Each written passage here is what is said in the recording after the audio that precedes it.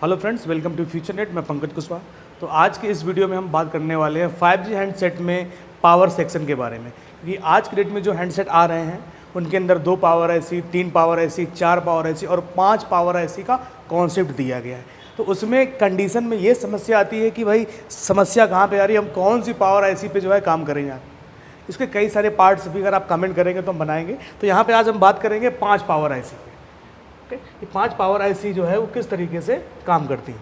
तो यहाँ पर मैंने ली है IC, एक है PM 7250B और एक PM है 8008 और एक PM के है 8003 और एक है PM 6150L और एक है PM 6350।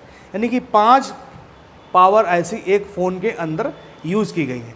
अब अभी तक हम लोगों ने जो 4G हैंडसेट की जो हम लोग रिपेयरिंग करते थे उसमें हमको देखने को मिलता था कि एक पावर IC लगी है। तो यहाँ पर इतनी सारी पावर IC लगाने का मतलब क्या है? पहली बात तो इस चीज़ को बहुत सिंपल तरीके से आप समझिए कि जब काम ज़्यादा है तो पावर IC को क्या कर दिया गया है, बढ़ा दिया गया है काम ज़्यादा होने की वजह से। दूसरी बात ये कि कई सारी छोटी छोटी ICयाँ भी इन ICयों के अंदर इनबिल्ड कर दी गई है। IC की जो टेक्नोलॉजी है VLSI, very large scale integration, उसके अपग्रेड में जो टेक्नोलॉजी आई ULSI, ultra large scale integration या वेरी लार्ज स्केल इंटीग्रेशन। इसके तहत क्या कर दिया, कई सारी जो छोटी छोटी ICयाँ हैं वो पावर IC के अंदर ही इनबिल्ड कर दी गई हैं। अब समस्या क्या आती है कि यहाँ पर आपको देखने को मिलेगा कि चार्जिंग IC भी किसी में इनबिल्ड है, चार्जिंग भी है, किसी में लाइट और ग्राफिक भी इनबिल्ड है, तो किसी में ID है, किसी पे पावर ऑन रीसेट है, किसी पे कंट्रोलिंग, कई सारा कॉन्सेप्ट है। तो एक एक करके हम लोग इसको देखने वाले हैं। देखिए ये 5G मॉडल के अंदर आपको मिलेंगी 5 पावर IC। अब इनका कॉन्सेप्ट क्या है, अब आपके पास रिपेयरिंग कैसे करेंगे, क्योंकि 5 पावर IC लग के आ रही हैं तो आप कौन सी IC को जो है आप कब चेक करेंगे, क्योंकि इसके अंदर चार्जिंग तो होगी नहीं। लगता है अब चार्जिंग IC लगी होगी क्या भाई? जब 5 पावर ही IC बोर्ड के अंदर लगा दी गई तो चार्जिंग IC किसी न किसी IC पे इनबिल्ड है। अब हम लोगों ने चार्जिंग भी पढ़ा है और डेड भी सेक्शन पढ़ा है, तो हमने चार्जिंग की भी लाइनों के बारे में हमें पता है कि कौन कौन से चार्जिंग सेक्शन में कौन कौन सी लाइनें होती हैं या उसका फंक्शन कैसे काम करता है।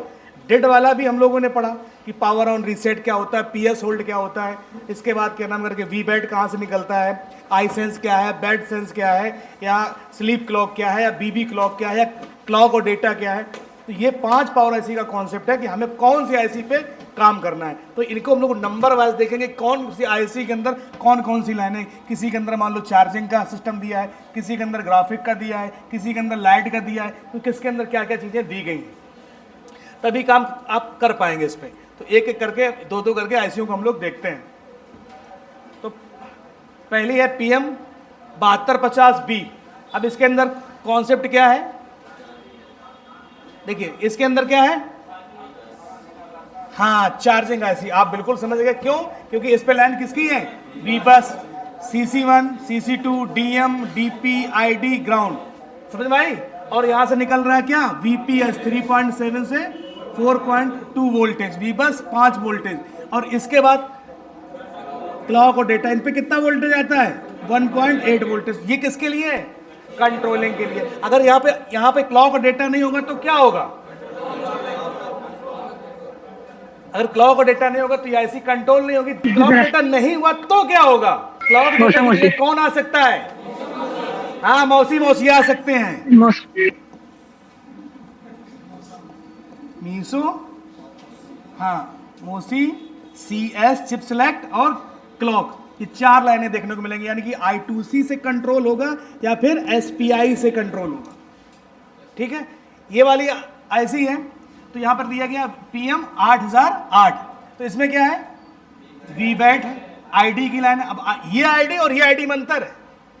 ये ID आपका चार्जिंग जैक के अंदर जो आइडेंटिटी की लाइन होती है, और ये ID कौन सी है, ये बैटरी के जैक की है। कहां पे है, ये बैटरी के जैक की। एक टेम्परेचर भी है और एक ग्राउंड और reset, power on reset.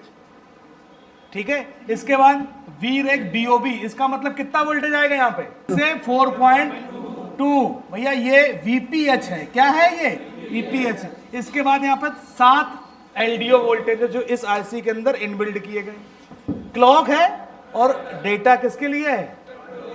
Controlling के लिए। बात समझ में आई है कुछ? इसके बाद देखते हैं पीएम के 8003 और पीएम 6150L। तो इसके अंदर क्या है? देखिए इस पे क्या लगा है? क्रिस्टल लगा है। तो एक तरफ से इसको 1.8 वोल्ट मिलेगा और एक तरफ कितना 38.4 मेगाहर्ट्ज की फ्रीक्वेंसी मिलेगी। यानी कि यहाँ पर क्लॉक आईसी ना लगा के इस पावर आईसी के साथ में लगा दिया है क्रिस्टल। क्रिस्टल अलग अलग फ्रीक्वेंसी के होते हैं। हम लोग 19 का है, 26 का है, 38 है, 98 है, 76, अलग अलग फ्रीक्वेंसी के क्रिस्टल आते हैं। इसके बाद स्लीप क्लॉक, बीबी क्लॉक और एक्सोथर्मल टेम्परेचर कंट्रोलिंग के लिए क्लॉक और डेटा। पीएम 7150L इस आईसी के अंदर क्या है? 8 स्विचिंग यानी बक वोल्टेज, 11 क्या है? तो यानी इस आईसी के पास में कितनी बक कॉइल लगी होंगी? 8 बक कॉइलें लगी होंगी, ठीक है। और 11 एलडीओ इसके अंदर है। और कंट्रोलिंग के लिए क्या है? क्लॉक और डेटा। तो ये हो गई आगे। अब बची कौन सी? एक लास्ट, हाँ, अब यह है पीएम 6350। अब इसमें क्या है?